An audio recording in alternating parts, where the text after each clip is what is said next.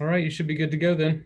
Okay, I'd like to call the January 13th Historic and Architectural Preservation Commission meeting to order. If I could just do a quick roll. Okay, Dana is there. Here. Houston, I see, is there. Yes. Edna is there. Chad's there. Yeah. Sean's there. We're waiting on, and I'm here, and I see Sam. We're just waiting on Corey. So Corey didn't get the right link, so he's going to join us in a moment. He's available, so just be a minute or two. We'll give it a minute.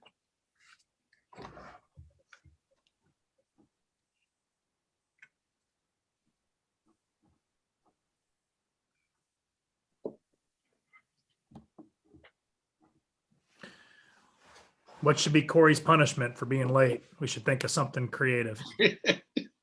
You'd have to sing the HAPC song or something. There we go. You could make him chair. He really had fun with that last night. Yeah, there we go. Muted the whole session. Yeah.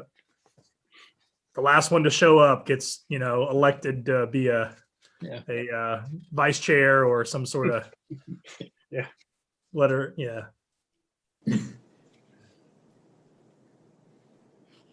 You'd have to bring donuts to everyone in the meeting or something.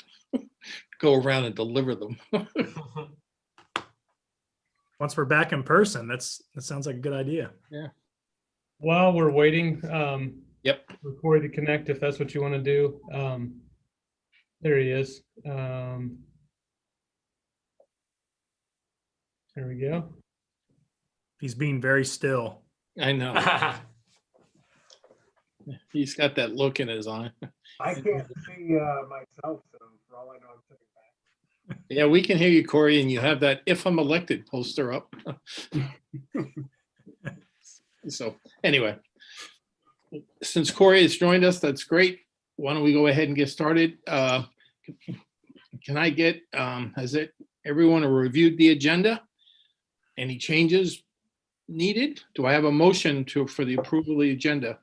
The only thing I was going to add, if it's okay, would be an old business update after Truth and Reconciliation on 131 West High Street.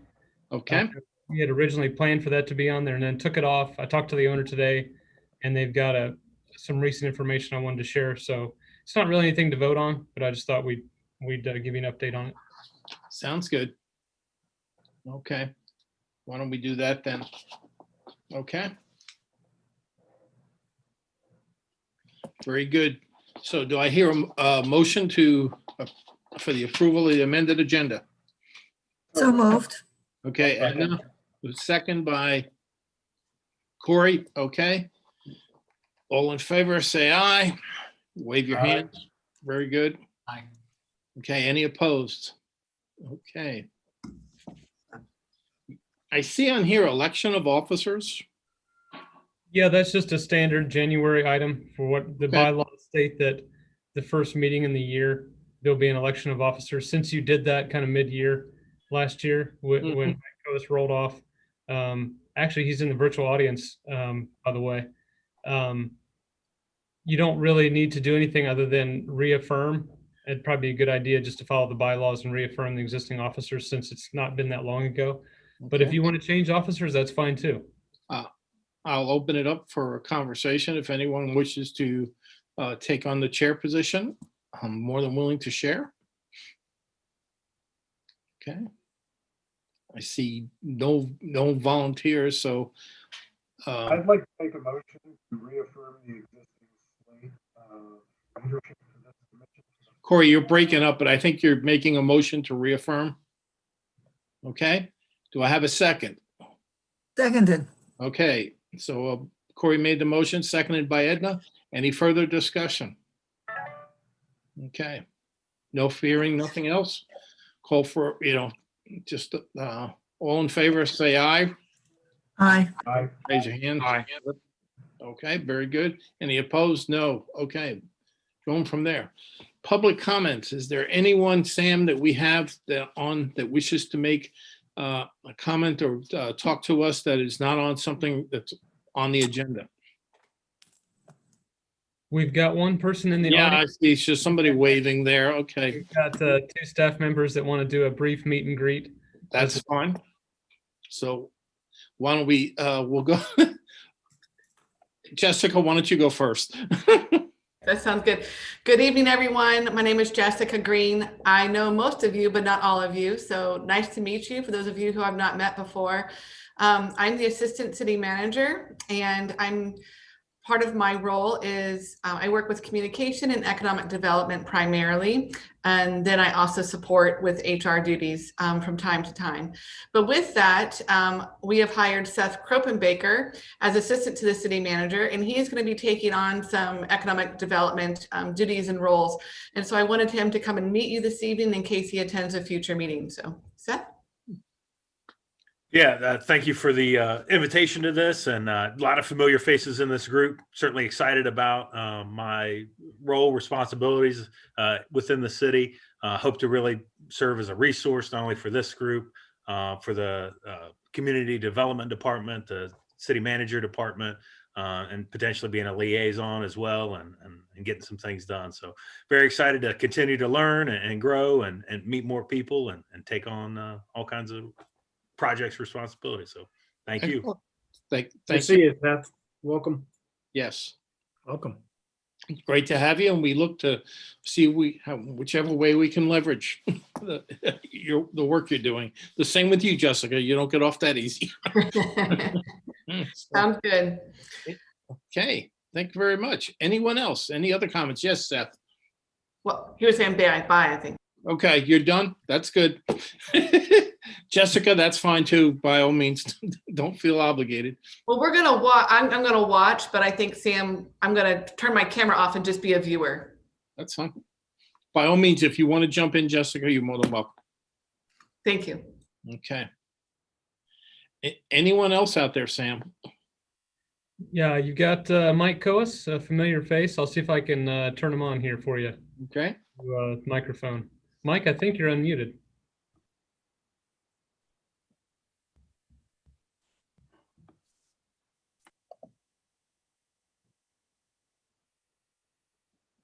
Mike, are you there?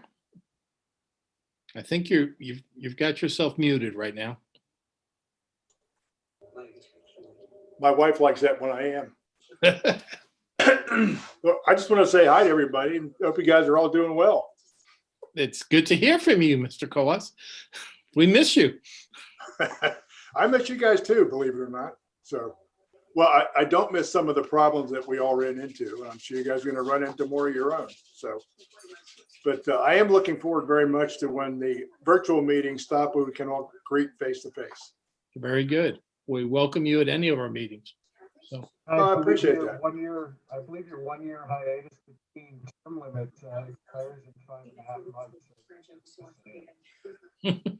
Yeah, I'm having a little trouble hearing you, Corey. yeah, I just said that your break between term limits is 5.5 months. Oh, okay. so Mike, thanks for your help on, we actually reached out to Mike on one of the projects that Sam is going to give an update on to give us some advice and counsel. And we appreciated that. His expertise was most helpful. Okay. So, Mike, you're more than welcome to stay for the meeting. Yeah, I think I will stay for a while if that's okay with you guys. I'd love to hear it. That's fine. So Sam, anyone else? That is all you have at this point. Okay, very good. Chris, this is Corey. Is my mic better now? Yeah, your mic is better. Thank you. Okay. We're not going to give you the opportunity to repeat it. That's fine. Okay, let's move on because I know we do have quite a number of items, and I'm trying to not have this meeting be a marathon that we've had the last few times. We have the minutes from the December 9th, 2020 meeting. Has everyone had an opportunity to review them? Hopefully, I'm seeing a lot of nods. That's good. Do I see a motion to approve the minutes of December 9th? I have a couple of corrections Sure. I'd like to add. In the piece where Dr. James was stating about the marker program, he states that in the minutes it says it's an Ohio marker, but actually it's going to be an EJI specification marker. Okay. And then there was the goal of having it placed during a conference. He says, or the notes say, Equal Justice Initiative Community Reference Conference. Actually, it's a national civil rights conference. Okay. We'll make sure those changes are noted. Okay. Any other changes that are needed? Okay. Do I have a motion to approve the minutes as modified by Dana? So moved. Okay, moved by Chad. Do I have a second? Seconded. Seconded by Edna. All in favor? Please show by hands up or nodding. Yep. Any opposed? Hearing none. Okay, minutes are approved as modified. Thank you very much. Okay, new business. Moving on to new business, we have HAPC 2020-18, 12 South Beach Street, formerly the Hyung-Hee Kitchen, construction of a commercial structure. Scott Webb, the applicant and the agent. I know Scott's online, ready to make his presentation. Sam, I'll turn it over to you though, so that you can provide the staff report. Sure thing. Thank you, Mr. Chair. And I've got some slides. This is should be a familiar project for those of you that saw it last time. This is the site of where there was a Chinese restaurant that unfortunately the building burned in late 2018. And so the first slide here is just a map showing the location in red. So pretty near to the city building next to the United Dairy Farmers property. And here's an aerial photo, just happened to be taken by the county shortly after the fire. So this, I call this an oblique aerial photo. So it's a little bit of an angle, and you'll see me use these from time to time in presentations because it does show some of the building facades, but it also shows kind of the top down, so you can get a little bit of a context. So it's not really street view, but it's not really an aerial photo. It's kind of in between. That's cool. So there's the property there. If you can see my cursor. Mm-hmm. Of course, it's a vacant lot now. They cleared it, demolished it, planted grass, and it's vacant right now. And there's the old building that is actually pretty similar in mass to what architect Scott Webb is proposing on behalf of the owner. And then there's his rendering, which you saw last time. It's a one-story brick. And as you saw in my staff report, that's actually not acceptable to the city, a one-story building. Two-story is required in the Uptown Historic District. It's not too often that the city would actually mandate a minimum height, but in the Uptown Historic District, that is the requirement. But because this building was a fire loss, a casualty, and the owner gave us in writing the intent to rebuild, that was able to secure. They were able to secure that that right that they had previously, which also included a front yard setback variance. If you walk up and down Beach Street, you might notice that the building protrudes toward the sidewalk farther than other buildings on the north-south street. You can look on up to Beach Street farther north on the other side of High and see that the replicated arcade where the Princess Theater used to be is like that as well. But primarily on the north-south streets, you won't see those. This is one of those. The next slide is the elevation drawing, just kind of the straight on that you saw last time. It's just a little bit zoomed in here, kind of got the herringbone pattern in the parapet wall. I'm sure Scott will give it a better explanation than I am, but and then this is that same sheet from his plans that shows the side view from the alley as well. So you can kind of see that parapet wall that stands up on the side. Floor plan, not a whole lot to see there. Site plan, so you can get a feel for the overall dimensions of it.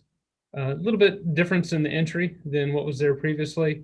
And you might remember too that the building actually that was there before extended into the alley farther than what was what was actually privately owned. So the footprint's actually be a little bit smaller. And there's the other side facing the UDF parking lot. And then the back. And that is all I have for images, but I will say that we don't find anything that is worthy of pausing or tabling this. I did put some talking points in the decision standards. There are 6 decision standards in the staff report there. And also at the end of the recommendation, I gave you kind of a list of talking points that you probably want to discuss. The majority of them are things that could all be handled administratively. The one thing there's actually 2 things I would ask you to do is waive the bond requirement, because that's really in the code for demolition, where there could be an exposed hole in the ground for a long time if the construction isn't completed. We don't think that's necessary with this small of a project where the demolition's already been done.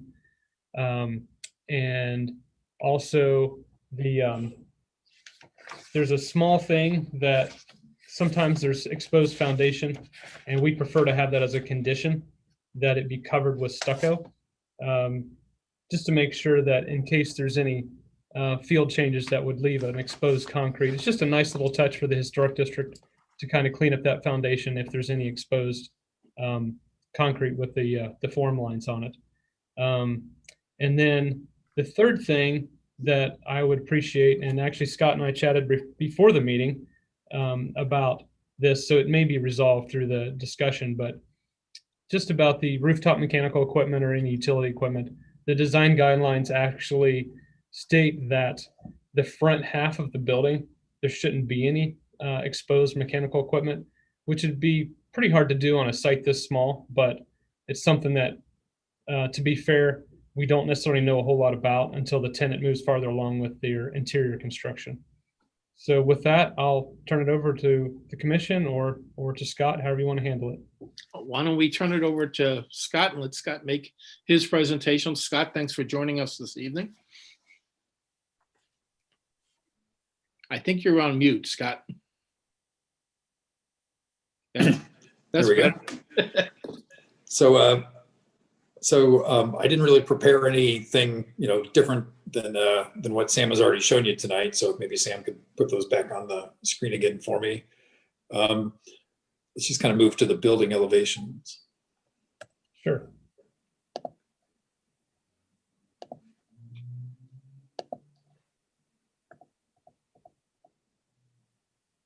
Just let me know which one you like. Yeah, let's go from the rendering first and then to this would be good. There we go. So this is the rendering that I brought you guys last week. You can kind of see it now where you sort of see the panel design that we talked about toward the base inside the window openings. And primarily, if you recall, because it's a very small building, I wanted it to be sort of unique and historically referenced. And, we've done a lot, not just me, but other architects in town too, have often created sort of a precast kind of a sign band up above that window where I have the word restaurant. We've often done contrasting materials, for that location. In this case, it just didn't look right. It made the building look a little over-designed, so to speak. So I started playing around with the idea of seeing what we could do with alternating brick patterns and creating some relief. And I think I mentioned last time, there's a lot of really cool examples of this sort of on Hamilton, just, the west side of the river, but in the sort of urban blocks there. There's some one-story buildings that have some kind of cool details, and that was a bit of an inspiration here. So if we could look back at the elevation then.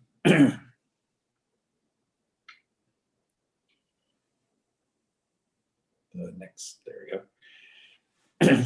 So, what we've done here is, as we're just starting through the construction drawings, this is just kind of a flat-on true elevation drawing of what's going on here. You can see where we've outlined the herringbone pattern sort of as the sign band.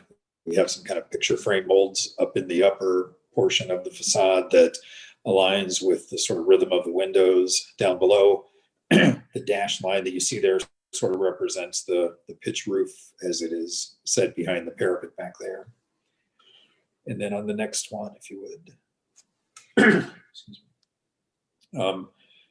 So this one, you know, Sam made a good point, and I'm happy to admit that I made a bit of an error here in sending this back. To Sam's point, this is a very small lot. We want to use every inch of it that we can. We have that little recess in the back corner just to allow for the stairs. We'll obviously have some utility connections. We have to have a place for trash. But one thing we didn't really account for was compressors and overall HVAC equipment. Honestly, our original intention was to stop the pitch roof about 2/3 of the way back from High Street, or rather from Beach Street, and create sort of a mechanical deck in that last third of the building. So the portion that's under the stair, where I'm showing sort of the shorter gable there, and then maybe about 10 more feet forward in the larger section to create a mechanical deck that would give us the opportunity for getting our hood fans and things like that for the restaurant equipment there, as well as air conditioning compressors and things like that, get them up off the ground where we don't really have the ground space to give.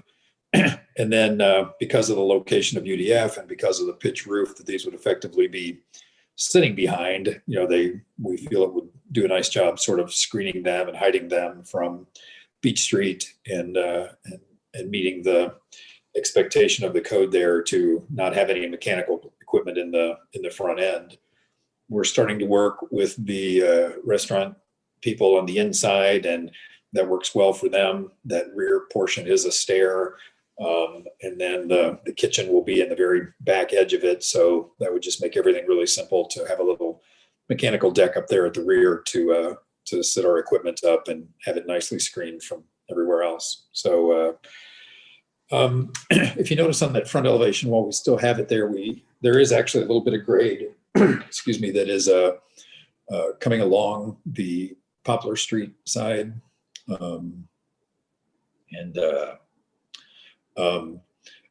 The way that I've handled this typically in the past is rather than keep the foundation up at that level and then stuccoing it, we've typically just done brick ledges. So we actually let the brick kind of sink a couple inches below the actual sidewalk line there. So there'll be no exposed foundation, and in my opinion, even better, no little, you know, tiny pieces of stucco or concrete to be parged on there that frankly don't always stay on forever.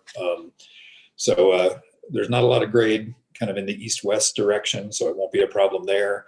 But on the UDF side, there is a significant amount of grade, but the idea would be to keep that kind of detail going. I'll step the brick ledge as we go down so that there won't be any foundation exposed on the UDF side either.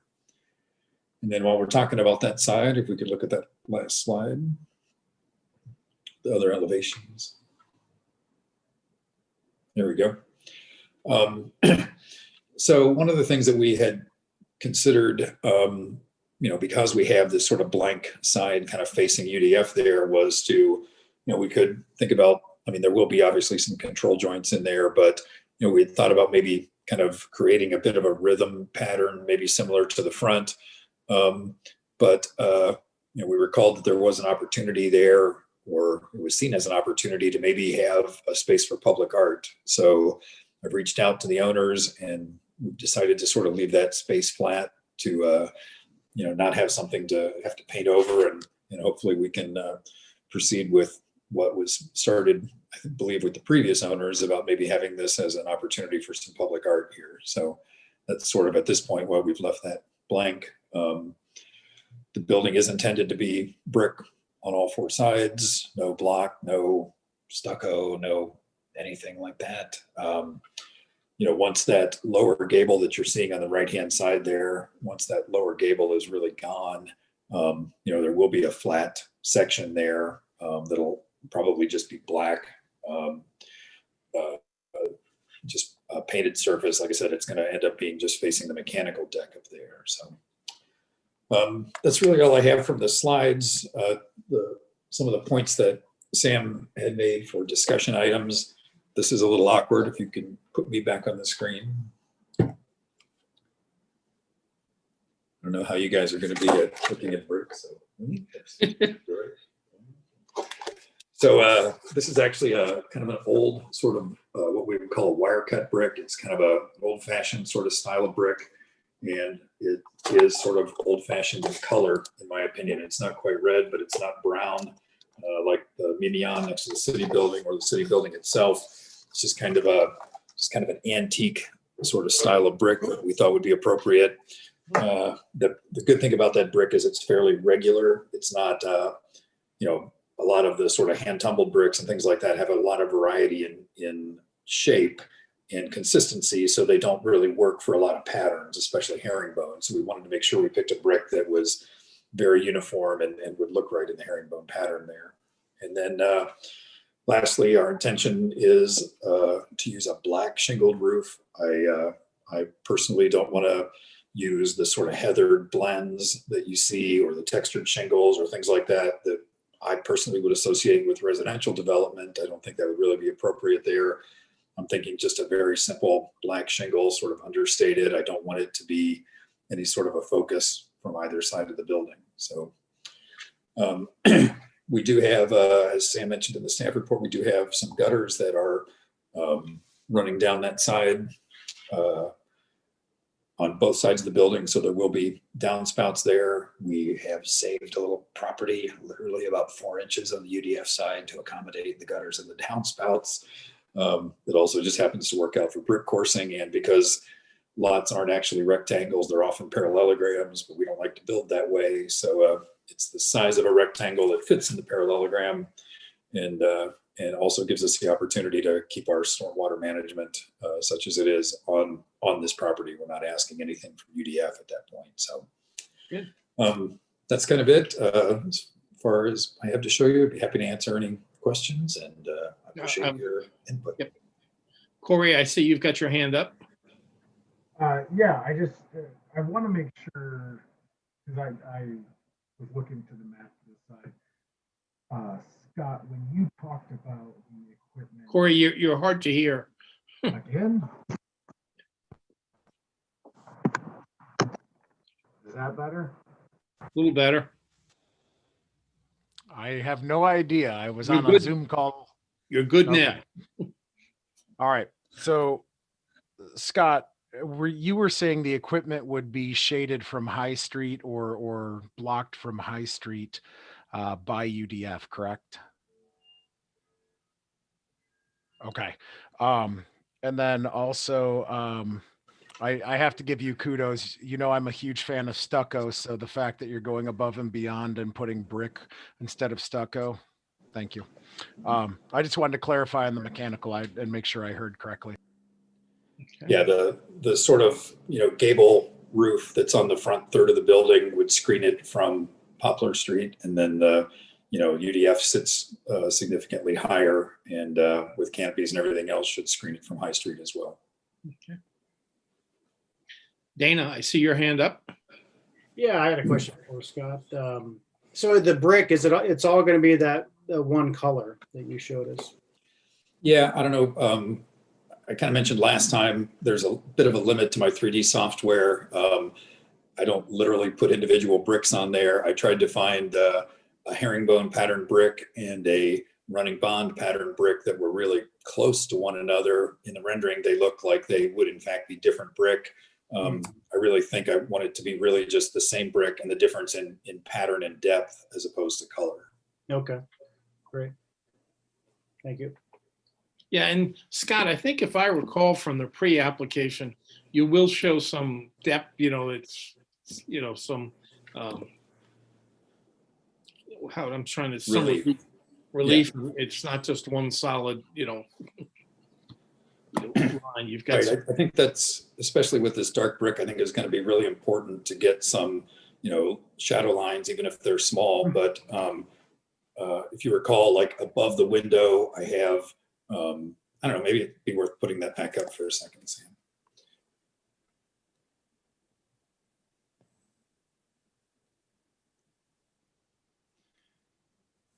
Yeah, so I don't know, or maybe even the one that's just the straight on elevation. There we go. Yeah, so you can see kind of at the window headline, I'm actually using two stacked soldier courses, meaning bricks standing vertically, and then a roll-up course, which would be the joints would align, but it'd almost be like a sill. So I'm anticipating each one of those courses steps slightly out. We step back in for the sign band. The perimeter of the sign band is picture framed with a little relief so that the center of the sign band will actually sit a little back behind the perimeter picture frames. Likewise, as we go up to the next level of detail, same kind of thing. The picture frames would sit forward of the field brick and also the herringbone brick in the center. And then finally, as we get to the cornice, where I've got my soldier courses again with another Rolock sort of sill kind of arrangement on top of them, those would also create some steps. So I really want to kind of try to create some interest through depth and also texture and pattern here. Very good. Thank you. So anyone else? I'm just checking right now to see who I see. Yes. Yes, Edna. Yeah, you just kind of casually threw out the statement that you're going to allow for public art on one wall, and I would like more details. I think that's very exciting, and it's got to be probably the first time that a new building is going up that actually is including this as an idea. And I am much in favor of more public art in the city, and so I'd like to congratulate you on that, but I'd like some more details as to how much space you actually have in mind and what you're thinking of. Well, okay, thank you. Actually, the credit really goes to Sam on this. Sam kind of reminded me that there was a proposal for public art in this location quite a ways before. And just asked if my clients might have any interest in picking that back up again. I reached out to them, and while I don't have a definitive answer from them at this point, I mean, they're willing to make the building potentially available for some public art. So, that's kind of a different process. I brought it up tonight just to say that, thanks to Sam, it's certainly under consideration now. And while it's under consideration, I didn't want to put a lot of relief and texture along that sidewall. And so, hopefully we can get some public art in there. So. Okay. And then does that answer your questions? I was kind of thinking about how much space, did you have, murals in mind, or what did you have in mind? Or were you not going into that much of a detail yet? Yeah, I think honestly, we're not really going into that much of a detail yet. I mean, I think that, it'll be a participatory process, I'm sure, with the city and our whole process for public art there. I mean, my personal feeling is I don't think it should be, from foundation to gutter. I mean, I think it should be, a piece in there. Right. Because we are literally on the property line. It's not going to be able to be much thicker than paint. So, I don't know that we're going to have too much relief in whatever the art itself might end up being. UDF has a slight little curb that kind of runs along there that will keep cars off of it. There's a light pole and a little bump out, so to speak, a little curb thing around there to protect it. So, I mean, it was something that was proposed and well received once before. And like I said, thanks to Sam kind of bringing it up, we'll see if we can make it happen as we rebuild the building. Okay. And are we good with that? Thank you. That's okay. Anyone else with questions? I'm trying to scan the audience, scan everyone. Okay. So, I think as we look through there, and as people were talking, I was looking through the discussion criteria, the criteria that Sam had outlined in his presentation, his staff report, and I'm looking there and I'm saying the general design, character, appropriateness of the property, seems to be in order. The scale is good. The texture, the materials, Scott has talked about, different bricks and the laying out of the bricks and the depth and, giving it some relief, I think fits in well. virtual visual compatibility with the surrounding properties, I think this will look very good in that place. I mean, it's not a big footprint. I'm amazed, Scott, at what you've been able to work with within that footprint. And the historical and architectural features, I think just from an architectural standpoint, having the front treated that way, the pitched roof so far back, and yet being able to handle the mechanicals and so forth. So I think from a decision criteria, I think all of our decision standards would be met in this particular case. Does anyone see it otherwise? Okay. So, and I can see where I think, Chris? yes, Sam had his hand up. Sam, yes, Sam. Chris, I'm sorry to break your train No, of that's thought. fine. I did want to let you know that standard practice has been in the past several months to open it up for any public comments before, if you decide to vote. So at whatever time you're ready, you got two people out there, Jessica Green and Mike Coas are still hanging out there. So. Right. That's a good point, Sam. Why don't we open it up? Is there any public comment about the presentation that's been made? Jessica, Mike? Mike, you're on. I'm on it. I gotta unmute myself. No, I think Scott did a great job on that. I'm very familiar with that property, and the billing and the application looks great. So I do like the public art idea and agree 100% with that. And I think we do need to do something. But I guess at this point, from a construction standpoint, I guess Scott is right. Just leaving the wall blank for now and see what happens. Okay. But it looks good. It looks great. But Any other comments? Jessica, if you're still with us? Jessica, you're on. Hi, everyone. Can you hear me? Yep. It's weird to be on the other side of the aisle here. I'll just say that I'm excited to see a development going in that location. It'll be nice to have that improved, and I concur that saving the space for public art is a really exceptional idea. So thank you for your partnership there. Okay, very good. So, all right. Any other comments? Anyone else before I call for a vote? I'm seeing nods of no, so I think we can proceed. Do I have a motion to approve this subject to waiving the bond that Sam had talked about? I think we've addressed, or the issue of the parsing. The parging has been addressed, as well as the issue with the mechanicals. I think Scott has dealt with that. So I think we're looking for a motion to be made to approve this application. I'll make that motion. Okay. So, and I'll put the conditions on there that Sam had talked about. If that's okay, or if it's easy enough, because Lynn will have the record, I'll make the motion to approve as presented with the conditions regarding rooftop equipment, relief of the bond requirement, and stucco and/or brick as discussed at the base of the building. Okay. Do I have a second? I'll second it. Okay, a second. Okay, all in favor, please, raise your hand, say aye. Aye. Aye. Any opposed? My vote is aye, so we're good to go. Scott, thanks for coming in tonight and presenting it. We appreciate it. As always, nice attention to detail, and thanks for working this within maintaining the historic and architectural significance within Oxford. Thank you very much. All right, I appreciate your comments, and looking forward to starting a new building up here, out my window, in fact. So. Very good. All right, good night, everyone. Thank you. Good night. Good night. Okay.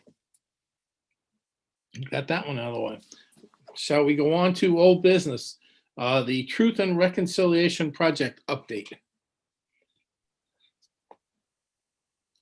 I can give a brief update, and Dana may have something too. We did get some wording for the marker. You may recall that there was a request to review the wording. So that has come into city staff. We've looked at it. It's also gone to EJI, and I believe Dana Miller looked at it as well. We don't have any design of the marker itself. We don't have an exact location.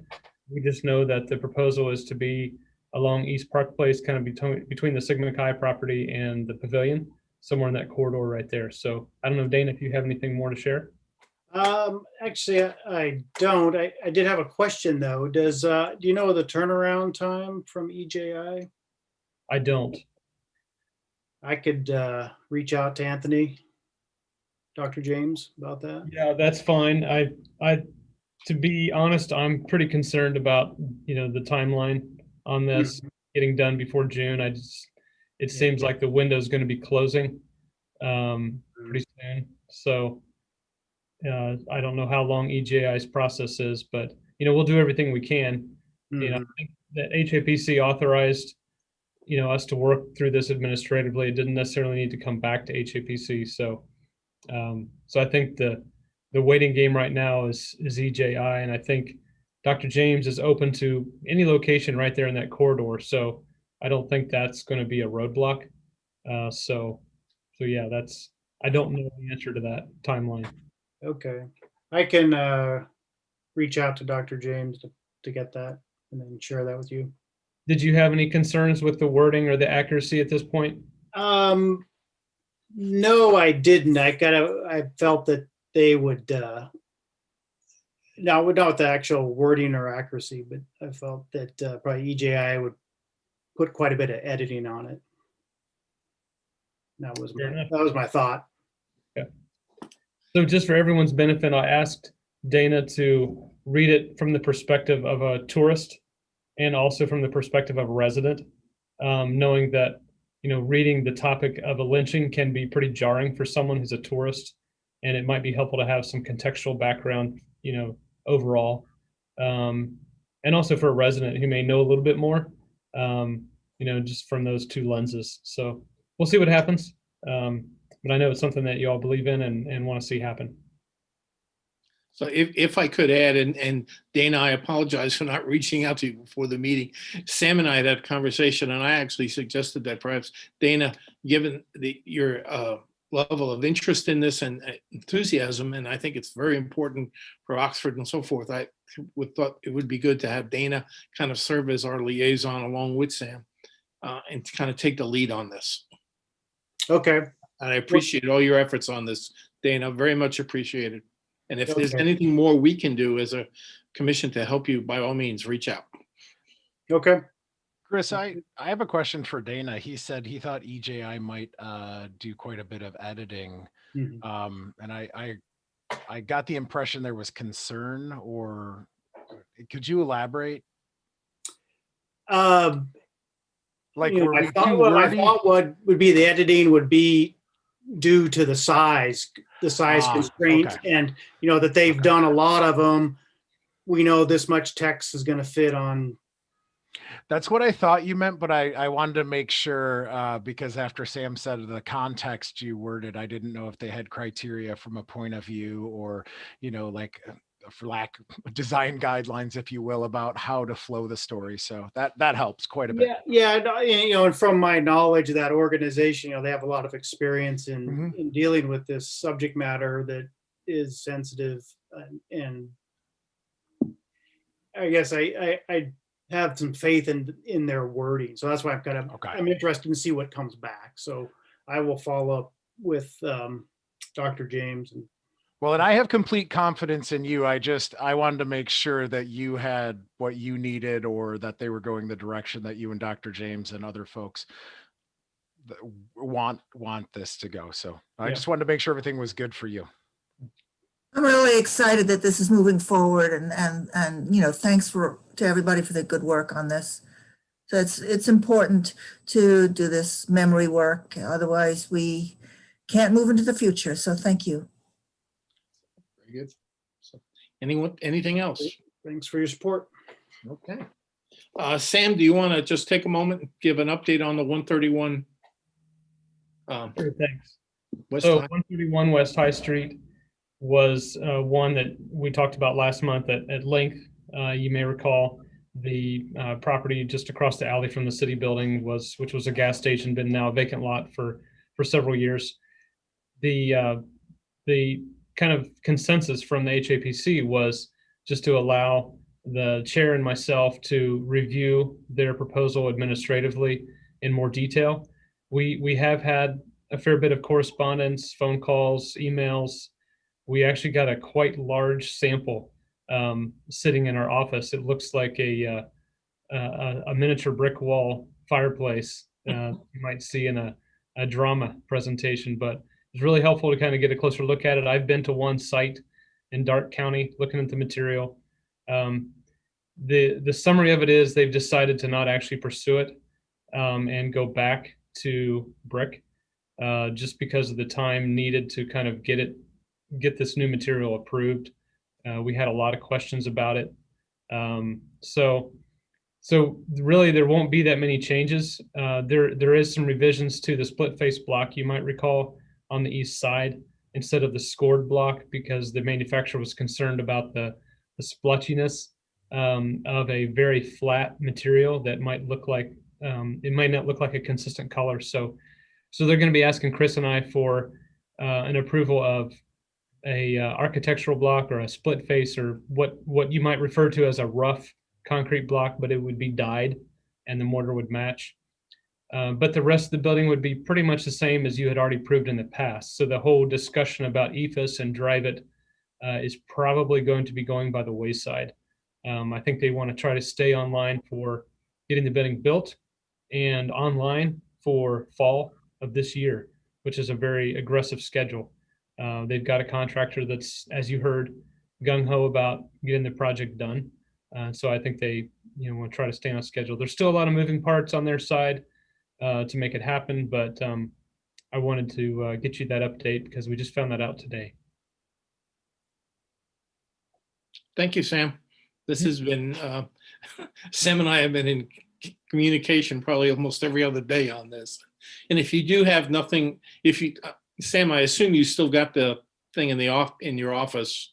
Actually, it wouldn't fit in Sam's office. It's actually out in the filing area and so on. I'm telling you, this thing is about, what would you say, 6 or 7 foot by 4 feet tall illustration of the thing. And I'm surprised they didn't need a crane to bring it in. I mean, it's pretty substantial in size. So hopefully they'll come take it out at some point. Yes, What was your thought about the material? Is this something that people might use in the future that we will have to deal with again? Or is this, is this the end of it? I don't think it's the end of it. I think it's going to come back up. It's going to come back up. One of the things that was voiced was some concern about the availability of a supply of brick. Correct.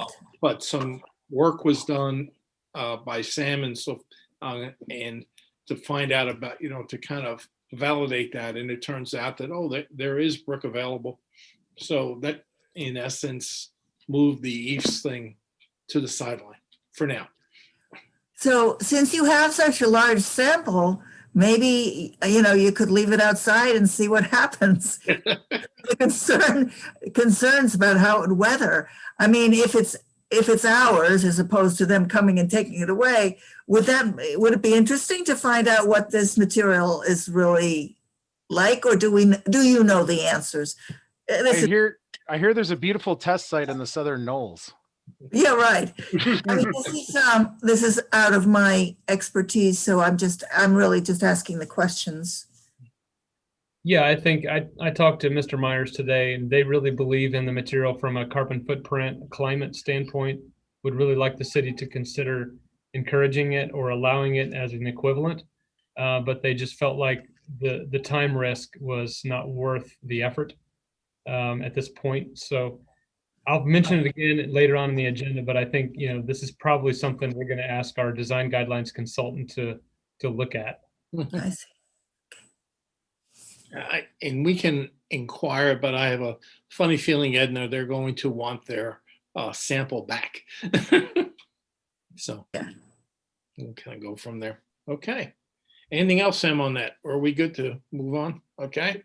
Hey, Chris. Yes. Before we move on to the next topic, just so you know, we're hosting an online conference simultaneous to this, and there may be an emergency that I need to jump off and address. So if I disappear, that's why. Hopefully I can come back quickly. That's good. I think as far as we're concerned, if you have to jump off, we understand, Sean. We're good with that. Okay. Moving on down the agenda, administrative approval. Just one that came in we wanted to talk about, and that is right behind the building, the address they're talking about, 20 East High Street, which is, Sam, correct me if I'm wrong, it's right behind where the band shell is, if I call it that. Tenant was looking to go in there, and originally they were proposing to have some of their mechanicals, a small piece of their mechanicals, actually on the front of the building. We have since had some discussions with them, and they've come back and with the landlord have agreed that the mechanical would be mounted in the back of the property or on the side, so it would not be front facing. So I think we've got that issue resolved, and that's been signed off. So I really didn't want a condenser unit hanging in the front of the building. So I'm glad we got that thing resolved. Any questions on that? Seeing none, okay. Moving on, the educational training updates. Dana, I'm going to turn it over to you regarding the reference card and the Heritage Ohio Virtual Conference.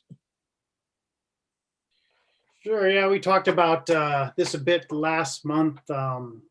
And I believe I had a to-do that I didn't follow up with Corey, that you were going to send from the planning group your kind of decision structure. Remember what we talked about? Yes, I recall that, but we didn't do that. So. Okay, so I'll follow up with you on that. But just in looking at this staff report in item 6, I think that what Sam you put together, that's a good kind of a synopsis of what we do. I mean, that's kind of what I was thinking, having something like that. But I'll compare that with what you have. I mean, that's kind of boilerplate in your staff report, I would imagine. Well, it will be now that you're asking about it. Yeah, but I think when Chris, you went through that with I think that kind of captures a lot of what we're supposed to be doing with this. And Sam, I think this was the same criteria we were looking to utilize when we were dealing with the property on Church Street. Correct. Yeah, it's the same criteria. Yeah. So, Dana, you may want to look at these and say, this is what we'll work with, or I think it may be something as a good starting point. Yeah, and then I'll compare it with what planning has. Okay. I'm actually sending you the agenda from last night with some context, and we can build off of the conversation from there. Okay. And Chris, if I might, I think maybe the more important takeaway from this conversation is that at every meeting, if there's going to be a vote on something like a COA, that somebody kind of volunteer to be the person to say, hey, let's remember the decision criteria. Good point.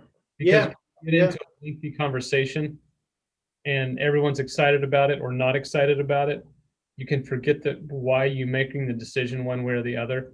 And what can happen is if it doesn't go well one way or the other, then it exposes the city to a legal issue, essentially, if you don't have a good reason for the decision. So as long as you get that in the record somewhere, even if like tonight you didn't go through and cite it, one by one, but you talked about it in your decision before you voted, that's all I'm asking for.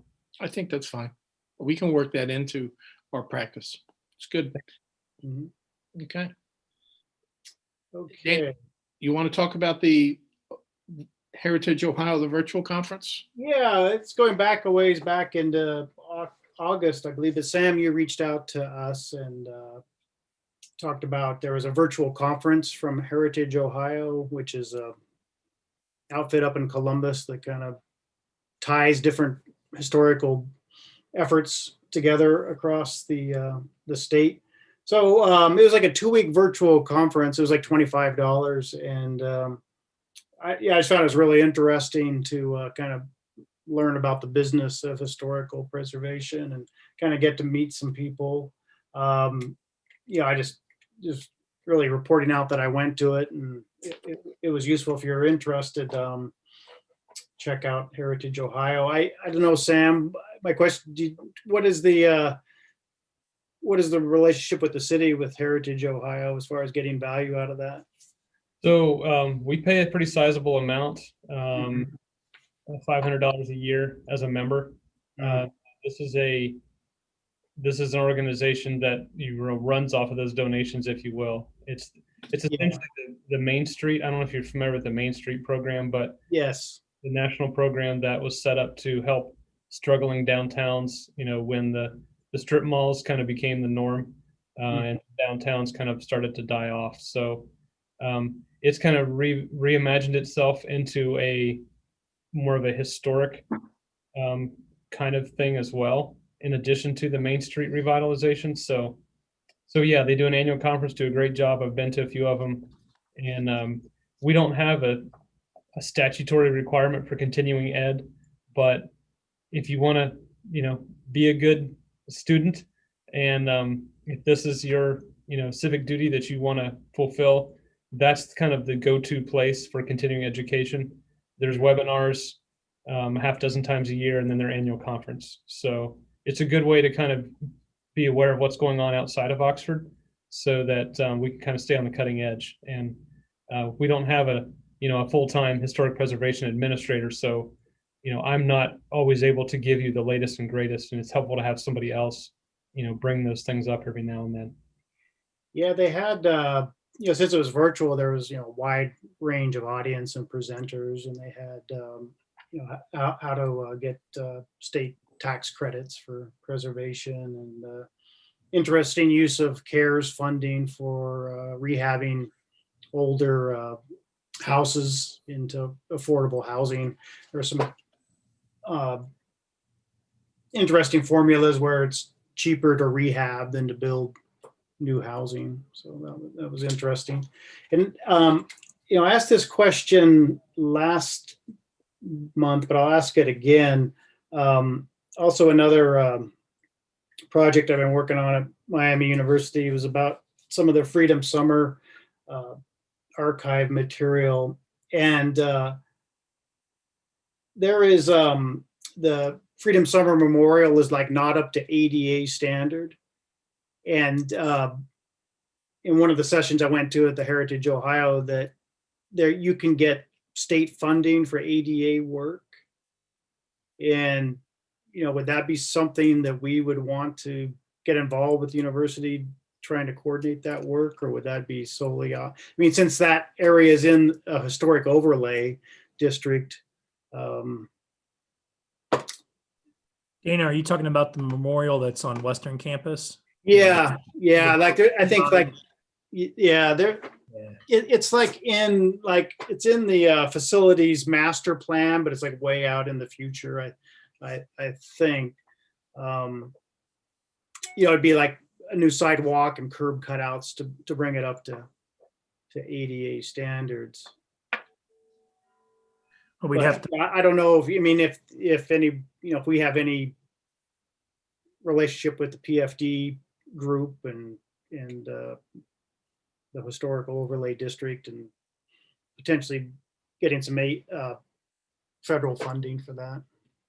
Yeah, we have a monthly meeting that I usually attend every other meeting, and I can bring it up with PFD.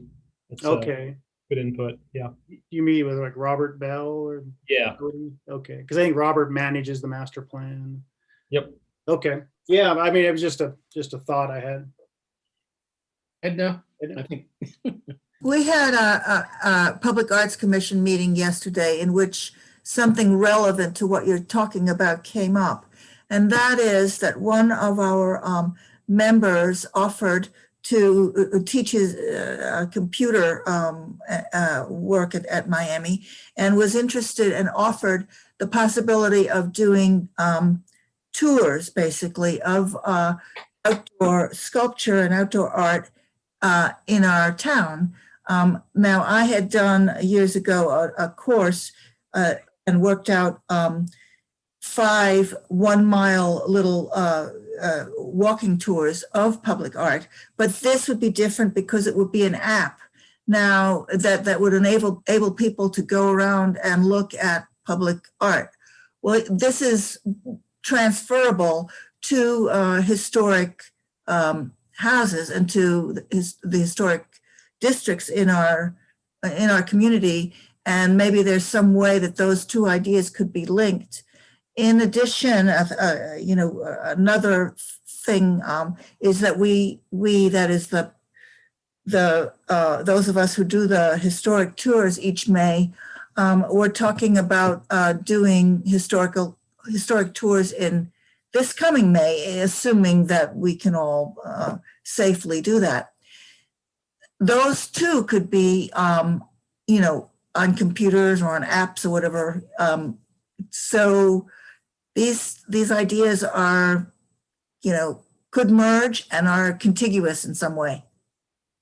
Yeah, let me give you a little more detail, Edna, about how I got into this, because my day job is putting together projects for the IT department of Miami to do. And one of them was to what can we do with all this Freedom Summer material that went into that app that wasn't really, it was kind of a one-off deal.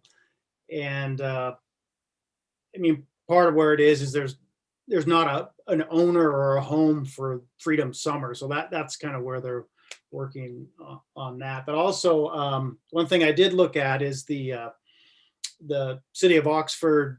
There is a kind of a walking tour map that's using some GIS technology. And one of my to-dos is to talk to Andrew, because I think he built that, city of Oxford. So, but a lot of that Freedom Summer stuff needs to find a place to live. Edna, I can't hear you. I'm sorry. Let me, later I'll send you, the name of the person who's suggesting this, so that the two of you maybe you don't duplicate efforts. Okay. Yeah. So that's kind of where my day job's merging with this job. Right, because that's his day job too, but from a different aspect. Okay. But Sam, I just want to say thanks for the tip on the Heritage Ohio. I enjoyed it. I mean, there's some of the benefits of the pandemic are doing these virtual conferences, and they record things. Costs are lower. Okay. Anything else on that? If not, I'll move on to the long-term projects. Next item on the agenda, the 2021 design guideline update. Sam, you want to brief us on that, where we are? Yeah, we're not very much farther along. I apologize for that. We've been pretty busy. So I don't actually have a whole lot to say on any of the three of these. These were holdovers from the last meeting. The only thing I would add is that this is a good time to evaluate some of our goals. And, if you have things you're thinking about with how you'd like, particularly the Uptown District, to look in the future, this is a good time to send me those things, because I need to get a scope written. And obviously I'm going to be including something in the scope about alternative materials, so those kind of things. But if you have other things that aren't front and center that you've been thinking about, the way people alter buildings or design new buildings, Church and Walnut Streets, how you want those to look, our design guidelines don't really touch those at all. And our zoning allows demolition and new construction, to much taller, buildings. So that kind of stuff, would be helpful to know. You don't have to bring it up to a meeting. You can just call me, send me a message. We can walk around socially distanced and look at stuff together.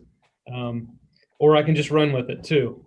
But obviously I'm going to include the alternative materials as something that we want them to focus on, because obviously with the climate commitment, with that kind of thing, as well as previous discussions we've had on, we may not want to simulate historic buildings. We may want to have some new materials that fit, but they don't try to mimic something that wasn't built in its time frame. So those are some thoughts that I've had recently, but we haven't gotten anyone hired. We haven't put out an RFP. Thank you. Okay. I'll take the next one, which is, thank you, Sam, by the way. Thank you for that update. And by all means, if you've got ideas, please send your emails, cards, or whatever. Send them to Sam and let him collect them so he can incorporate them in. I know I've got one I'm thinking about just in terms of the comments that were made at the last city council meeting I was listening to about solar energy and how is there a place for the utilization of solar energy, solar panels and so on within our design guidelines? Because that may be an item we need to consider. But I'll send you something on that. You don't have to just work off of this. So let me move on if I could. The South College Avenue and Elm Street Historic District. Unfortunately, with COVID and some other things, having to be able to get out, move around and walk around, and the weather's not helping matters much right now either, although I probably could use the walk and so forth. But what I'm planning to do, if anyone just thinks there might be another approach, is at least what I'd like to do before we start reaching out and talking to people is go back through some of the inventories that we had done in prior years and basically try to collect and put together a gallery of sorts of the different buildings that we had that we're talking about in this. So at least you'd have some kind of pictorial reference to the buildings and when I say buildings, whether they be residence buildings, whatever, that are in this area. And so you have a better visualization that could lend itself to then be part of the inventory, as you know, assuming we go further along with this and it basically starts as the foundation for the inventory. So that's on my to-do list to work on. So I got a question, Chris. yes. What were you thinking of gathering the images, like from the county tax website? I actually, believe it or not, when I've done the last time was I went out there and I was using Google Earth to go and it was amazing. Yeah, I guess that's, yeah. To grab the pictures. Some of those are just as good to be able to pick up on. And I've got a lot of them already captured from some of the, in prior years, we had put some candidate lists together, but it just didn't move forward. I'm looking to see if any of those candidate lists could have some of the pictures we're looking for. If not, I may just drive around and try not to look too obnoxious. In the Oxford Press a couple of weeks ago, there was a story about that junction house that's in that new district. Mm-hmm. It was interesting. Hold that piece up, okay. So I'll keep you posted in subsequent meetings as what we've got, or start sending material out as I start constructing this together. And so more to come on that. Sam, you want to speak to the small cell phone guidance? Nothing new here. Apologize again. Although I have heard from a couple of you that there's not a whole lot we can do. And same from the law director. So I know, Ms. Southard, if that's something you want to put on the council agenda, we can do that. We just haven't gotten to that point yet. If I could chime in, I went and did some online stuff and echoing what Sam said is that basically, you know, the state has said you got to allow them. There's really no way you can't stop them from going up. But there may be some things that we can put together that says, you know, distance to the, you know, next nearest pole, color, advertising, what else can be put on these things. It's still a work in progress. So, but the ability to say no and that they must be mounted on buildings and so forth, that's a non-starter from everything I've read. I think that whatever we can do to, you know, inform the public about this, that's one reason to put in the parameters and to explain the parameters, because the public is asking questions, and that's the perspective that I'm bringing forth. And I think that's a great idea. Education and getting the information out so they're not surprised is a good way for us to go. But if we can put some limits on it, any kind of limits or whatever, that would be great. Mm-hmm. Well, and I also think it would behoove us to let our state officials know, because just knowing, you know, somebody creates the laws that make things permissible or restricted. And so a lot of times I think people fail to understand that people made these laws or decided how the parameters go. It may not be in our purview, but a lot of times in discussions at the municipal or county level, we say, oh, well, we don't have the ability. Well, legislatures do. Mhm. So I think that's really important because, Chris, I remember joking with you about my fondness for the Soviet era steel utility poles that are coming up all around Oxford and Oxford Township. And, Mhm. I understand and we all got to study eminent domain, and, my dad's childhood home is an off ramp for I-75. I'm very, very, I understand this, but I think these are good examples to pass onward and upward to our elected officials because, to take all this time and energy to preserve, the hundreds of years of history just to have, a public utility based in another state throw up a 60-foot pole. We may not have the permission and the rights now, but these are things that could at least be tweaked at a state level. And considering Oxford's not the oldest town, I mean, Mhm. you know, Believe me, so- without going deep into this, from what I was able to read online and so forth, Corey, the points you're raising, they too made efforts as well to kind of control them or put some limitations on size and just the architectural aspects of them and so forth. yeah. And I'm sad to say that I've yet to find a jurisdiction that had any success in being able to, put some controls of, in place other than the color, the height. What else could be put on these units and so forth so that they don't end up becoming, billboards and so forth. Yeah, and that's where the trying to state- rent out space for, for other activities and so forth. But as I said, we're still trying to piece all this together and pull it all in. But I'm with you, Corey, in terms of we should be advising back to a representative saying, wait a minute. Yeah. Well, even if we were to explain or limit the color, the height, and what else could be on these poles, that already would be something, and it would suggest that we are paying attention. And I really do appreciate your doing some work on this to find out, because people are asking already, and they will ask even more once they see these things. Yep. Thanks for doing that. Thank you. So, okay. That's all I had on the agenda, or was on the agenda, not my agenda. It's our agenda. Is there anything else we need to add? Anything further? Okay. Do I have a motion for adjournment? So moved. Moved. Okay, we have it moved by Dana, seconded. Chad, we got that. Chad and Edna seconded. So with any further discussion? If not, all in favor, say aye. Aye. Aye. Okay, thank you all for this evening, and we'll be back in touch hopefully next month. All right. Absolutely. Thanks. Thank I'm you, waiting. Sam.